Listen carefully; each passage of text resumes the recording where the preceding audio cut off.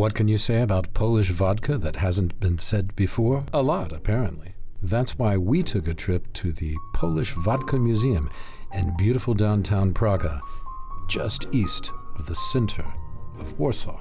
At the Polish Vodka Museum, you will get an educational tour of all things vodka, and you will leave much more expert than when you arrived. I'm talking about the history of vodka, not just the taste. I'm sure you already know plenty about that. In this series, we aim to answer the age-old question, is vodka Polish or is it Russian?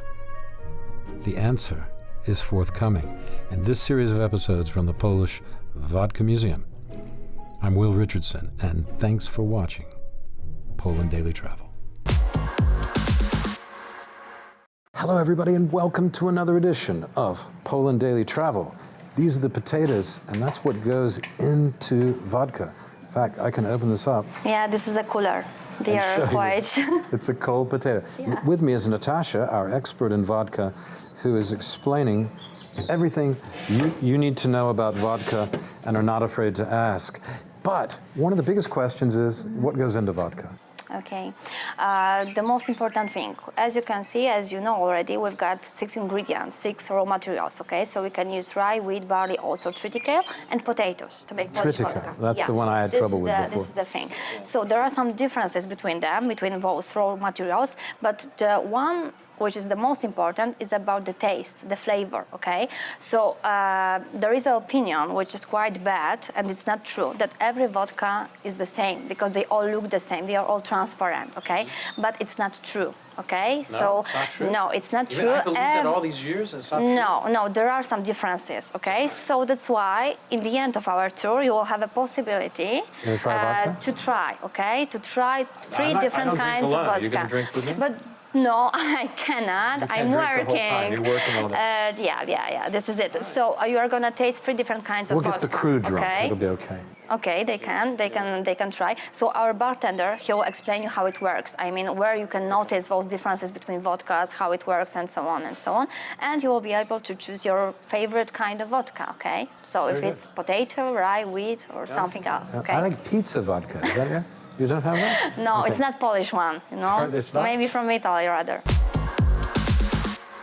Welcome back. We are at the magic table in the, well, it's going to talk to us about what happens in an inn.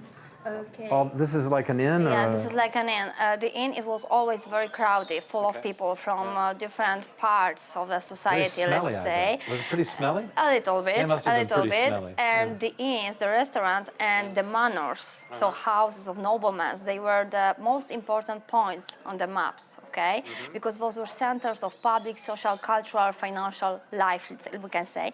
So that's why people, they were gathering there. Imagine if there was, for example, flood, fire, war or something, the inns, they were always the first to get rebuilt, okay? Because people, they needed a place to gather again, to meet again, okay? So that's why.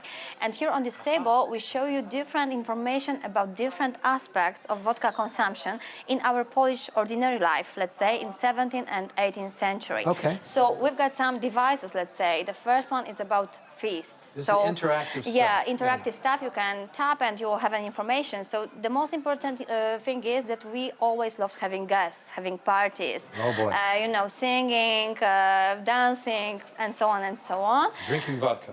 As well. This one is about vodka in the wartime. So we know from some chronicles about battles, from some diaries of soldiers, that they were drinking some shots of vodka before going to fight.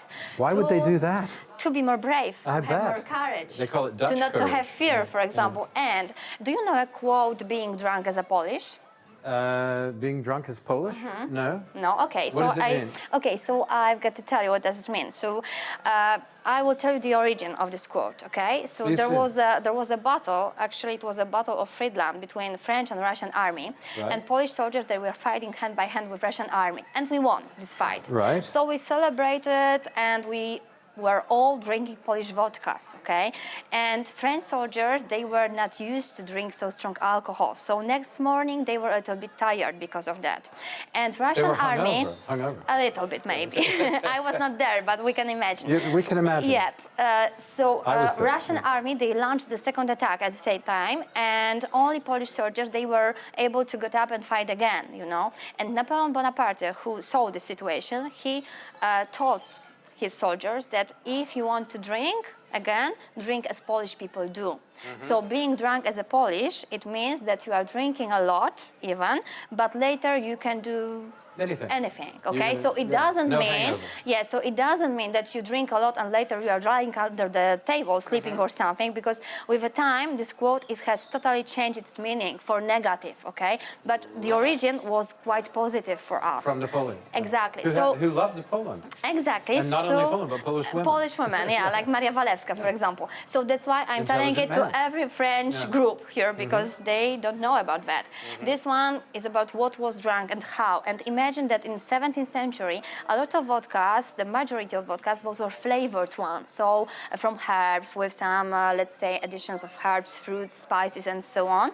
So that's why people, they still believe that they have some medical treatment, okay? That's why they were drinking them in very, very small doses, which are described as a dose like a half of an egg or 2 big spoons. Okay, not much, okay? Just a little bit. Just like a little bit. In bigger amounts, they were drinking wine, meat, beer maybe, okay? Vodka just a little bit at the beginning. A little bit. So the Polish soldiers were not drinking as much as the other soldiers? No, just 2, maybe 4 shots. That was the thing. The French soldiers drank too much.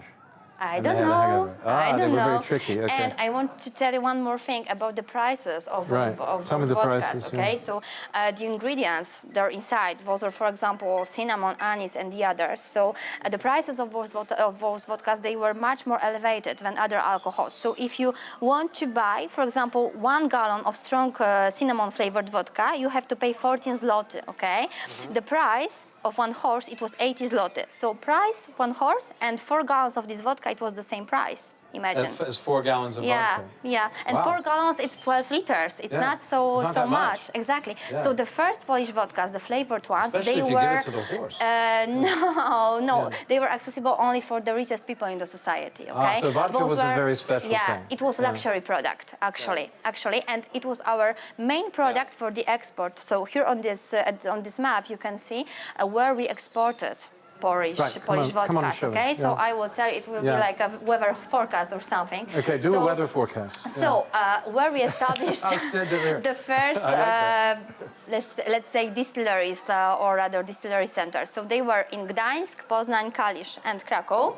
So Kalisz and Krakow. Yeah, exactly. And the second thing, all these arrows there and there up, these are our clients, okay? Right. So we exported Polish vodkas actually everywhere, even to Russia, imagine. Yeah. We were exporting grains, and vodkas, and during more or less 300 years, we were quite good at this business. Right. Okay? To the English, the Dutch? Exactly, everywhere. Hungarians, Austrians, Czechs, etc. The names, they are actual, because it's just to make it easier to check, okay, where was it, the territory, and so on.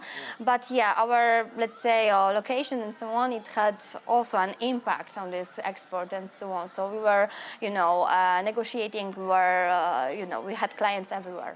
Wow. Yeah, so this is it. Fascinating. Thank you, Natasha.